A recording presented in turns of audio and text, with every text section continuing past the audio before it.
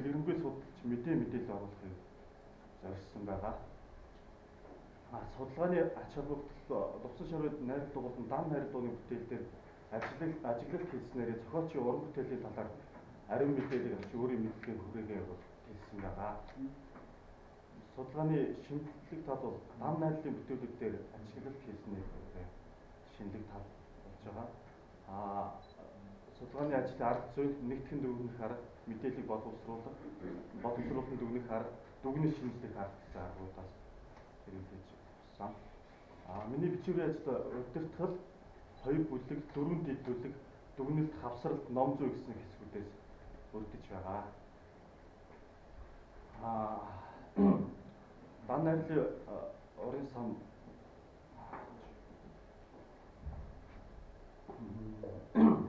нэгдүгээр үеийн нэг нь Монголын найраг дууны үүсэл хөгжил. Монголын найраг дууны үүсэл хөгжил нь 1943 оноос эхэлсэн. 7 хүний бүрэлдэхүүн тавьцтай хэсгээр үндэслэн байгуулсан. Тэгээ 1943 онд зөвлөлтөөс мэрэгжилтэй ирсэн Клешко ирснээр Монголын дан найраг дууны бүтээлүүдээр үүсэх хөгжлийг тавьдаг нь яг Клешко.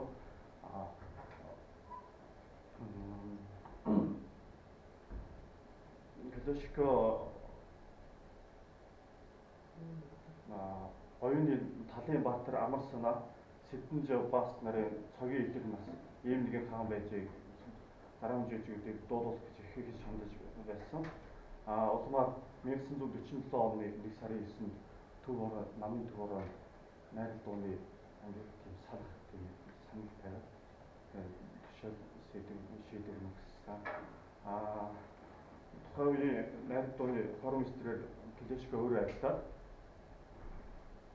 ангийн даргаар нь болохоор дорж дарга ажиллаж байсан. Тэгээ тэр үеийн хамтран найруулсан Монгол ардын төв Жон өнгөний унаг 8 сар. Тэгээ Лувсан шороонд найруулах Хандармаа гэхэлэн тэр үедээ ардын дуунуудаас асуулж найруулах хийж ирсэн.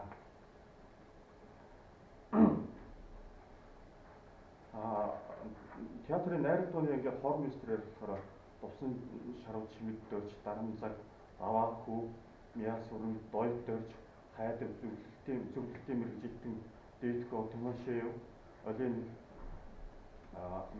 Ментэн цэцэг багш нар дараалан ажиллаж байсан 49 оноос хойш. Найраг дуунаас хавсралтандаа нэмж орсон байгаа. Бас олон алдартнууд гоцлуулж төрөн гэрсэн. Монгол ардын жижигч бүрэг дөрж Хөдөлмөрийн Баатар ардын төрийн шагналт цогцолмоо ардын жижигч Мяа сүрэн гэх мэт олон алдартнууд төрөн гэрсэн. Одоо театрын найраг дуучлалын залуу хоолойг бэлтгэх зорилгоор 1974 онд улсын багшийн дээдийн сургуулийн иргэд найраг дуу шинээр нэм хичээлсэн юм төвтэй. Өнөөгийн найраг дууны ангид дээд болон дотоод болсон хүчин бүрэн харагдсанаар дэлхийн сонгогддог болон өгсөний 60%. Бетховены 9-р симфони, Свиридовын Орбелон дуу, Верди, Реквием, Орфей, Кармен зэрэг зэрэг дэлхийн сар болсон бүтээлүүдээр найраг дуучлал дуулсан. 500 орчим найраг дууны дуу.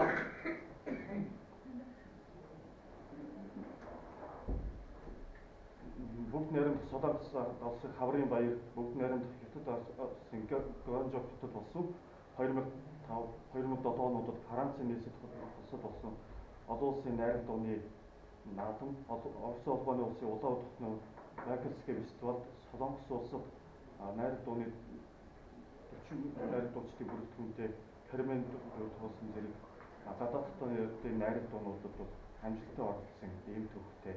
За энэ одоо цааш нь үндсэн бүлгээр оруулмаар байна. Энэ бол орчин байна юм байна. За нэг хоёр нь болохоор Монголын найраг дууны за тэр яг ойлгомжтой.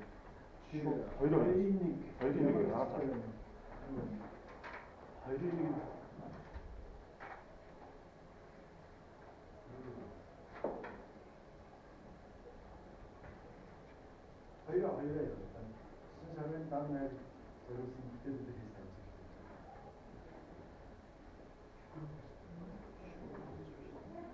22 болохоор найрал дууны бүтээлээс нь бүтээлүүд сонгож авсан. Кантат буюу гоцол дуулаач найрал хөгжим хамсарсан бүтээлүүдээс нь гарахыг сонгож авсан. Төвсөн шороо бол найрал дууны урлагийг улам цэцгэлүүлэн хөгжүүлэхийн тулд найрал дуудчдад зориулсан найрал дуу магтуу гэдэг олныг зохиосон.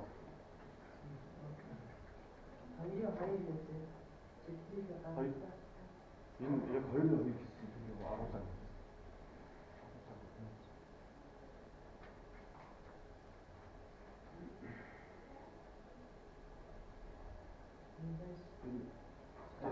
Дараас нь буруу орчиж.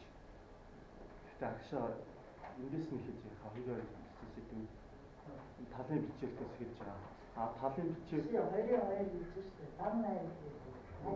Шууд дан найр гэсэн. За.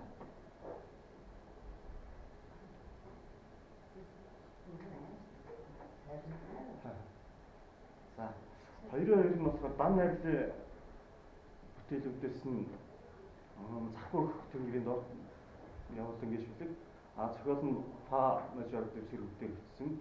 4-4, 4-5, 4-2 гэсэн холимог арифмаар бичигдсэн юм зохиол байгаа. Цифр нэг дээрээ нэгээс сопрано хоолой дуулах тансаг яриа аялал усны урсгал уулзсан мэдтэйгээр их ширэхээс гадна дуулаачдын хоолой болон амьсгаанд хөлөг чирүүл төрж байна. Онцлогтой. Энэ нь болохоор дэвсгэр хөвгийг зөв сонгосондоо ч бас холбоотой байж болно. Теонор хоолойн хувьд бол бие даасан аялал зам хийж явж байгаа. Баритон хоолой 15 дуулах цэвэр кивэтэй босоо хэлбэрт бичигдсэн. Бас баритон хоолойны дугуйлт мөн бүжгийн химнэлийг санагдуулдаг. Нэг өнгөн дээр 15 дуулах нь дуучлаас амьсгаа шаардлагаас гадна тэр нэг өнгөн дээр дуулахад өнгө магадлалтай учраас энэ бол дуучлаас их юм сонсогдоо өгч тэр ур чадварыг хийх шаарддаг юм онцлогтой. Айлт хоолойд бол баг тэрц их тэрц цэвэр квартын интервалаар дуулагдаж буй нийлэмжийн дууралт нь цаашид өрнөн сопрано хоолой тансаг яруу урсгал мэт дуулалт хаягуун мэл сопрано хоолой нэгдүгээр хата мегас буюу дунд шилжилтийн үг дуулалт хэдэж мэл сопрано хоолой дуучдад ямар ч хүндрэл өчрөө өгдөг юм.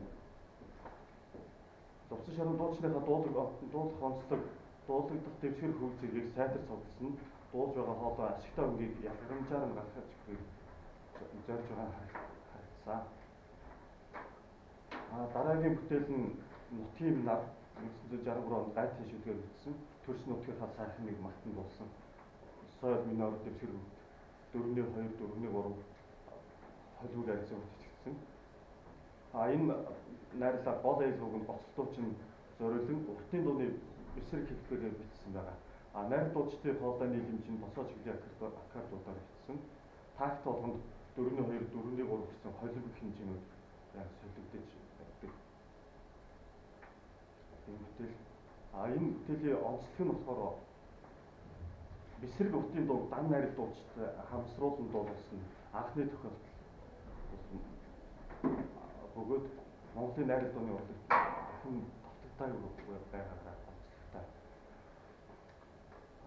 Дараагийн бүтээл нь дурлал хайрын дамжуулаасаа 1956 онд Санж Чавын шүлгээр бичсэн. Фа мажор 8-6-8-3 хэмжээ багтчилсан хэлбэрээр бичигдсэн юм бүтээл байдаг.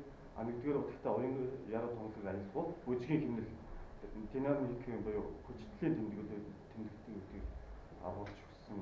Эрэгтэй хоолой төгөлдөр уурыг хамсраа. Эрэгтэй хоолой нь төгөлдөр уурыг хамсрааны үргээр гүйцэтгэсэн ийм онцлогтой бүтээл.